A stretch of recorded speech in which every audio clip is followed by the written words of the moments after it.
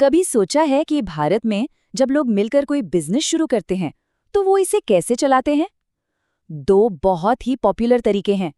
एक है पार्टनरशिप और दूसरा है कोऑपरेटिव सोसाइटी। आज हम इन्हीं दोनों को समझने वाले हैं।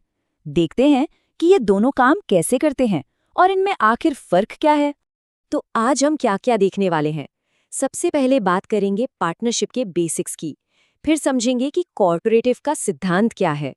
उसके बाद कोऑपरेटिव सोसाइटी के फायदे और उसकी कुछ कमियों पर भी नजर डालेंगे। और आखिर में देखेंगे कि ये कोऑपरेटिव्स कितने तरह के होते हैं। तो चलिए सबसे पहले बात करते हैं पार्टनरशिप की।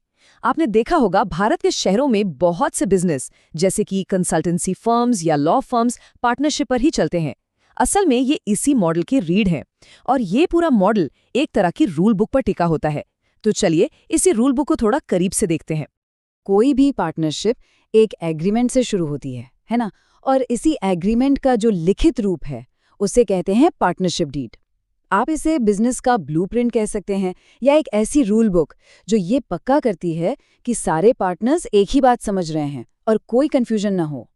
तो सवाल ये उठता है कि इस डीड में आखिर होता क्या है। देखिए, इसमें सब कुछ लिखा होता है। फर्म का नाम, पता, पार्टनर्स कौन हैं, बिजनेस क्या है, किसने कितने पैसे लगाए, मतलब प्रॉफिट लॉस कैसे बंटेगा, पार्टनर्स के क्या अधिकार होंगे, क्या जिम्मेदारियां होंगी, हर एक चीज। इसका सबसे बड़ा फायदा यही है कि बाद में किसी तरह का कोई झगड़ा ना हो।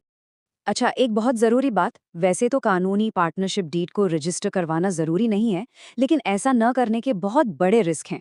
सोचिए, अगर रजिस्ट्रेशन नहीं है तो पार्टनर्स न तो किसी बाहरी पार्टी पर केस कर सकते हैं और न ही आपस में किसी झगड़े को लेकर कोर्ट जा सकते हैं। मतलब आप लीगल एक्शन ले ही नहीं सकते। तो ये तो हुई पार्टनरशिप की कहानी, जिसका मेन फोकस होता है प्रॉफिट कमाना। चलिए अब गियर बदलते हैं और एक बिल्कुल अलग सोच वाले मॉडल को समझते हैं। कोऑपरेटिव सोसाइटी यानी सहकारी समिति। इसका मकसद प्रॉफिट नहीं बल्कि अपने मेंबर्स की सेवा करना है। यहाँ पर पूरा आइडिया ही अलग है। यहाँ मकसद इन्वेस्टर्स के लिए पैसा बनाना नहीं है, बल्कि मकसद है अपने ही सदस्यों की मदद करना, उन्हें बिचौलियों के शोषण से बचाना। और देखिए, ये तस्वीर तो पूरी फिलॉसफी को एक सिंपल से फॉर्मूले में बता देती है।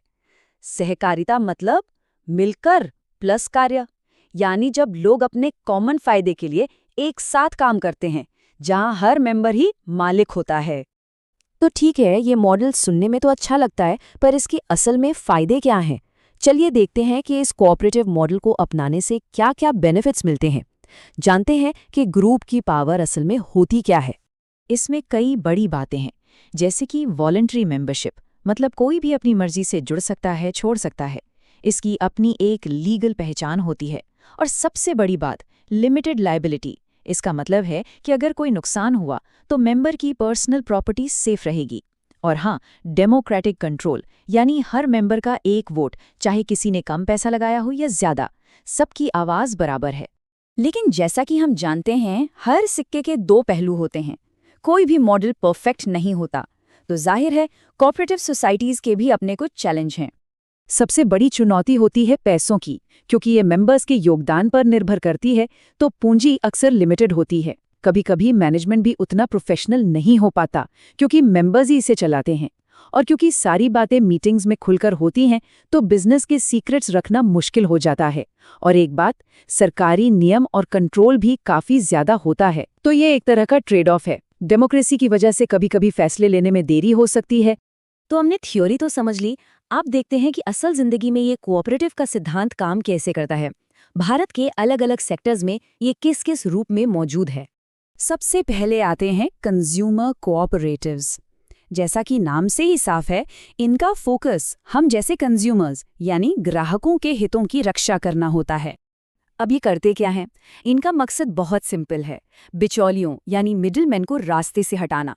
ये सीधे होलसेलर से बल्क में सामान खरीदते हैं, जिससे इनके मेंबर्स को अच्छी क्वालिटी का सामान सही दाम पर मिल जाता है।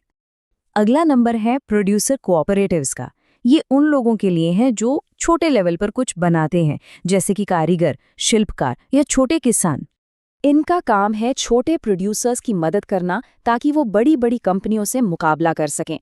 ये मिलकर कच्चा माल और ज़रूरी औजार खरीदते हैं और फिर अपने बने हुए सामान को बेचने में भी एक दूसरे की मदद करते हैं। यहाँ भी वही ग्रुप की पावर वाला कॉन्सेप्ट काम करता है।